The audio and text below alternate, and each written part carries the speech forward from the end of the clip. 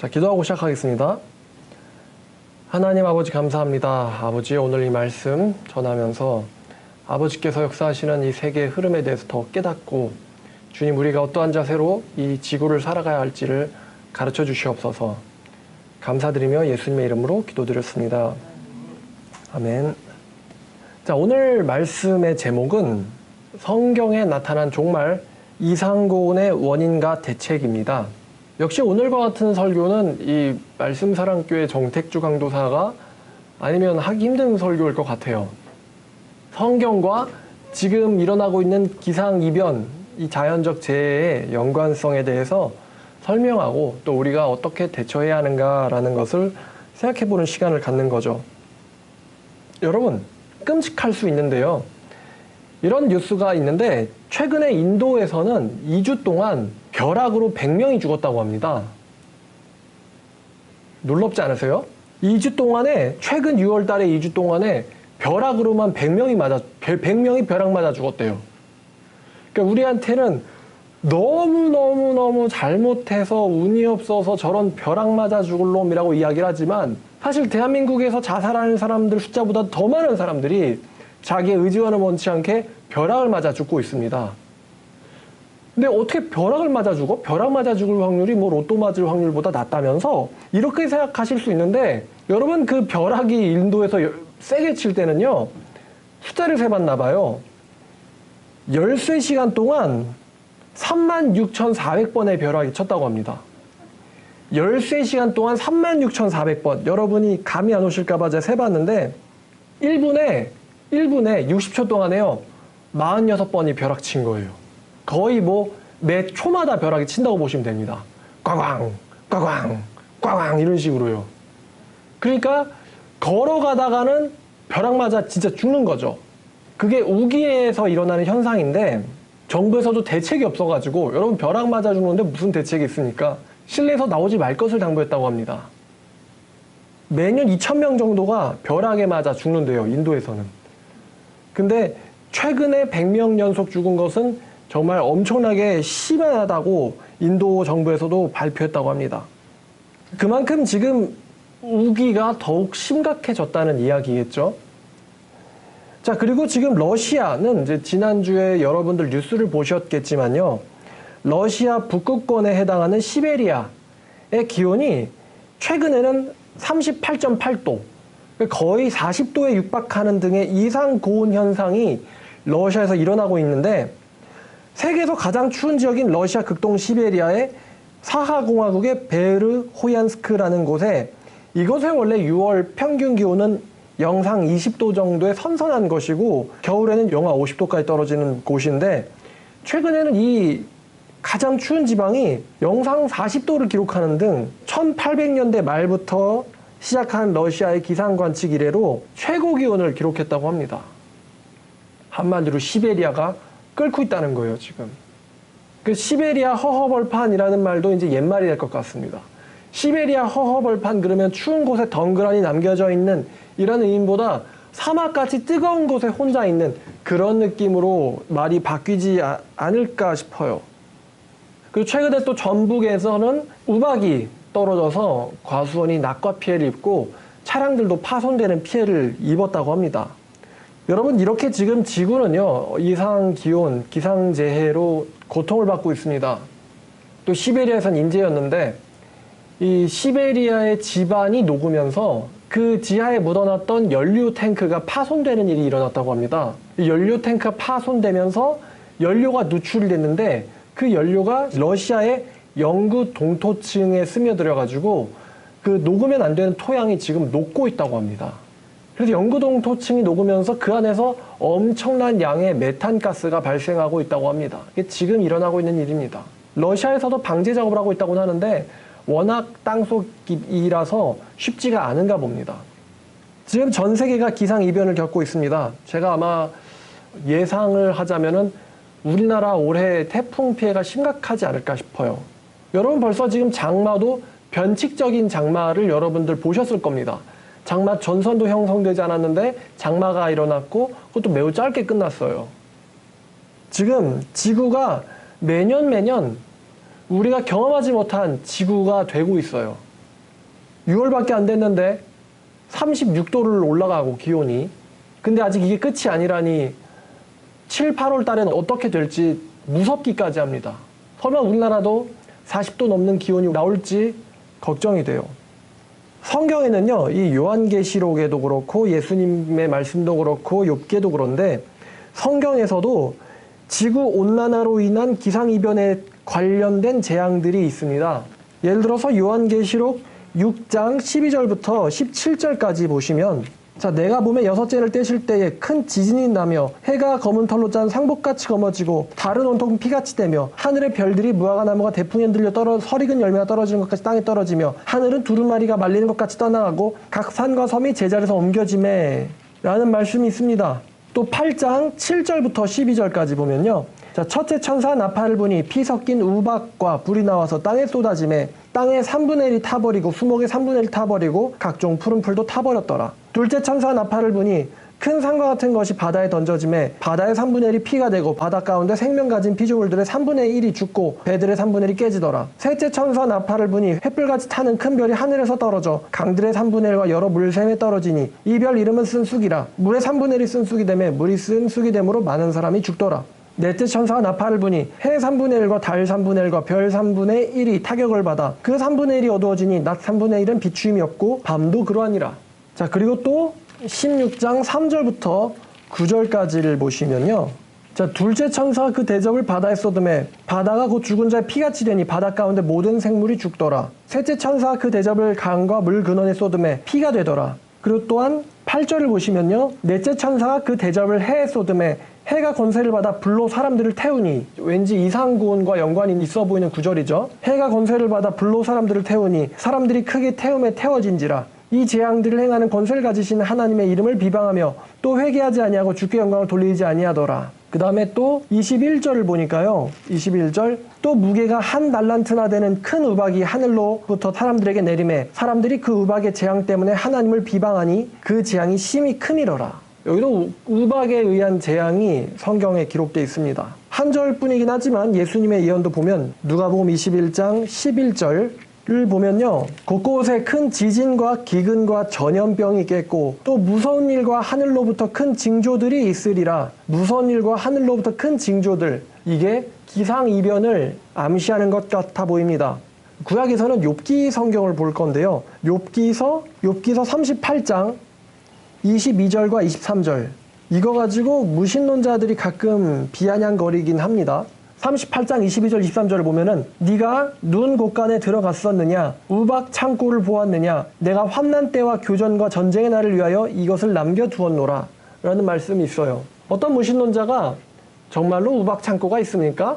이런 이야기를 합니다. 근데 제 생각에 이 당시 사람들한테는 우박이라고 하는 커다란 덩어리가 어떻게 하늘 공기 중에서 떨어지는지를 이해하기 힘들었을 거라고 생각해요. 그래서 그 사람들이 이해할 수 있도록 하나님께서는 우박 창고를 네가 보았느냐라고 말씀해 주셨는데, 사실 우박은 창고에서 떨어지지 않죠. 대기 중에서 생깁니다. 그런데 그 덩어리가 대기 중에서 저절로 생긴다는 것을 욥기 시대 사람들은 결코 이해하지 못했을 겁니다.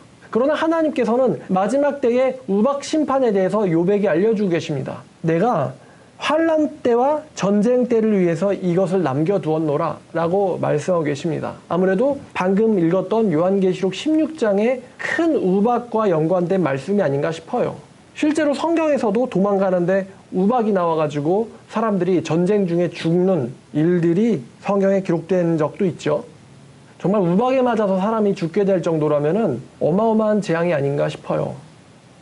요즘에는 골프공만한 우박이 떨어지고 있다는데 아직은 최후의 날은 아닌가 봅니다. 무게가 한 달란트나 되는 우박이 떨어져야 되니까요. 자, 근데 지금 언급한 요한계시록의 재앙들 있지 않습니까? 우박 재앙이나 아니면 예수께서 언급하신 곳곳에 기상의 이변과 무서운 일들이 있을 것이다. 무서운 일들이 있을 것이다. 아마 인도 사람들은 엄청 무서울 것 같아요. 여러분 바깥이 캄캄한데 벼락이 2초에 1초에 한 번씩 친다고 생각해 보세요. 무섭지 않겠습니까? 나갈 때마다 사람이 죽는다고 생각해 보세요. 무서울 것 같아요. 그리고 또 요한계시록에 언급된 아까 해 3분의 1이 어두워지고 달 3분의 1도 어두워진다. 이것은 지구온난화와 대기오염을 가리키고 있습니다. 그리고 또 마지막에 읽었던 해가 권세를 받아 사람을 태운다. 이것 역시 이상고온을 가리키고 있어요. 실제로 해로부터 불이 나와가지고 지구를 태운다는 이야기는 아닐 것 같아요. 지구의 대기가 인간이 감당치 못할 정도로 뜨거워진다는 말이겠죠. 인간이 감당치 못할 정도로 뜨거워진다. 또 그 외에 바다의 생물들이 죽는다거나 아니면 땅의 수목들이 태워진다거나 아니면은 강에 있는 피조물들이 물고기들이 죽는다거나 또 사람들이 그로 인해서 고통을 겪는다거나 하는 이 모든 것들은 사실은 기상이변과도 관련이 있습니다. 제가 이제 설교를 한 적이 있기 때문에 어떤 분들은 들어서 아시겠지만 이 바다의 생물이 죽는 것과 이 지구의 이상고온과 연관이 있습니다. 이따 설명을 해드릴게요. 자, 지금 성경에 언급된 이 모든 재앙들이 전부 다 지구온난화와 이상고온과 연관이 있습니다. 그래서 오늘은 이 지구의 이상고온과 이 온난화에 대해서 같은 말입니다만 이것에 대해서 오늘은 이야기를 나누어 보고 싶어요. 자, 그럼 지구온난화가 뭐가 문제일까? 여러분, 지구가 뜨거워지면 뭐가 문제가 될까요? 시베리아가 영상 40도라고 하니 한랭이 아니라 뭐 펄펄 끓는 시베리아라고 이제 우리가 지도를 다시 그려야 될 것 같거든요. 지구가 뜨거워지면 뭐가 문제가 될까요? 자, 지구가 뜨거워지면 뭐가 문제가 되냐면 제일 첫 번째 문제는 환경 변화로 인해서 생물들이 멸종한다는 것입니다. 지금 과학자들이 조사를 해봤는데 거의 절반에 가까운 생물종이 멸종을 했다고 합니다. 그리고 심지어 지금 살아있는 동물들 개체수조차도요 엄청나게 많이 줄었다고 해요. 살아있는 생물종들조차 엄청나게 많이 줄었다고 합니다. 그럼 왜 이렇게 많은 생물종들이 죽고 없어지고 그나마 남아있는 개체조차도 사라질까요? 뭐 여러분들 걸어다니면서 생물종 하면 이제 사실 비둘기밖에 안 보이시겠죠? 그나마 그것도 있으면 귀찮고 더럽고 하는데 사실 자연계에서는 지금 지구엔 인간만 사는 게 아니기 때문에 엄청나게 많은 동식물들이 사라지고 있어요. 동물에도 여러분 북극곰의 눈물 뭐 그런 거 아시죠? 지금 뭐 시베리아가 40도인데 그 빙하 위에서 사는 북극곰이 먹을 게 없고 자기들이 살아갈 땅이 없대요. 특히 이제 식물 같은 경우는 뭐 이동도 안 되죠. 그냥 기후가 바뀌면 멸종하는 거예요. 그럼 여러분 동물 멸종이 우리 인간과 무슨 상관이냐? 여러분 우리도 생물이고 걔네도 생물이에요. 짐승들이 멸종한다는 건 그만큼 인간들이 생존하기에 가혹한 기후가 되고 있다는 뜻이겠죠. 첫 번째는 환경 변화로 인해서 생물종들이 멸종한다는 것입니다. 지구온난화의 문제가. 자, 두 번째는 이 지구온난화는 가뭄과 산불의 원인이 됩니다. 그 추운 시베리아조차 지금 산불로 고통을 겪고 있어요. 여러분 뭐 작년에 호주 산불, 뭐 아마존 산불 했던 거 여러분 기억나실 거예요. 그래서 호주 산불 연기가 오죽하면 지구 한 바퀴를 돌아가지고 호주를 되돌아왔다. 대기를 조사해 보니까 이 연기는 지구를 한 바퀴 돈 호주의 산불 연기다. 여러분 그런 거 기사 보셨을 겁니다. 근데 지구온난화는요 기온을 올리기 때문에 더 많은 산불을 야기시킵니다.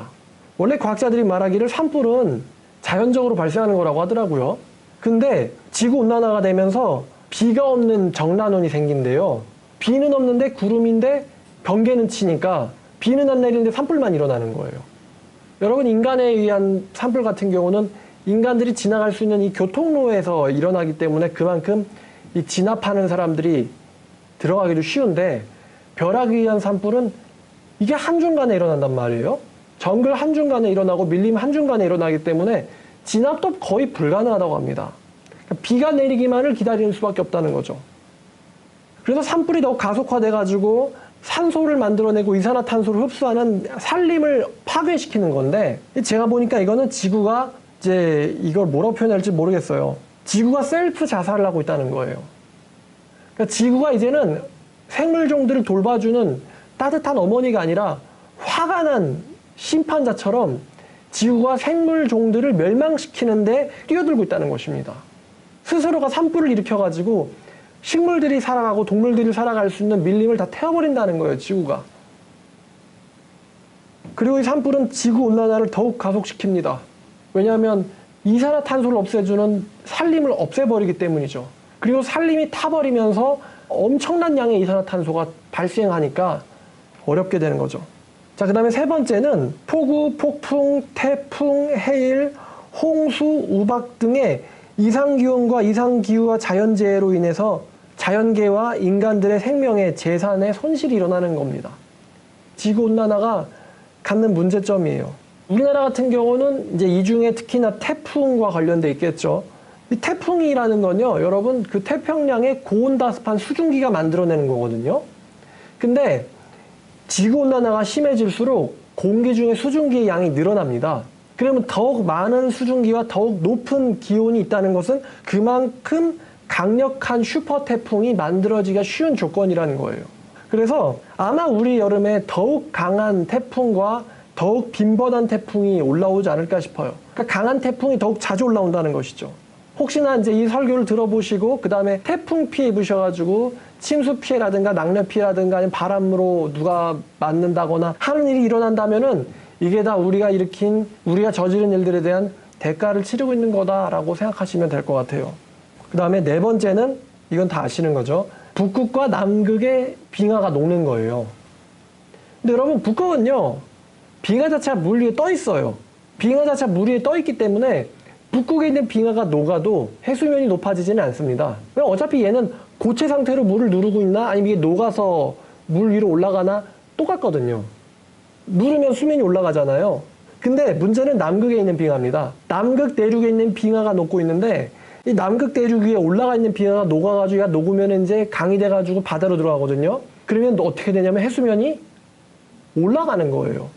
그러니까 남극 빙하가 녹으면 해수면이 올라가요. 근데 이게 왜 문제가 되냐면 전 세계 인구의 3분의 1이 해안 지역에 살고 있습니다. 전 세계 인구의 3분의 1이 해안 지역에 살고 있어요. 만약에 해수면이 몇 미터씩 올라가면은 여러분 뭐라고 했죠? 몰디브 가서 뭐 한잔하자고 그런 이야기 있는데 모히또 가서 몰디브 한잔이었나요? 몰디브 같은 섬나라는요 수면 아래로 들어가서 사라지게 된다고 합니다.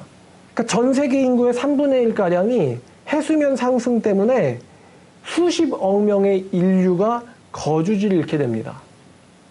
한마디로 산으로 올라가야 된다는 거예요. 수십억 명의 인구가 거주지를 잃게 됩니다. 지구온난화로 해수면이 상승되면. 우리 집은 아파트 18층이라 장은 보러 가야 되잖아요, 여러분. 1층이 물에 팍 잠겨버리면 뭐 택배가 오겠어요? 남의 문제가 아니라는 거죠. 이런 문제들이 있어요.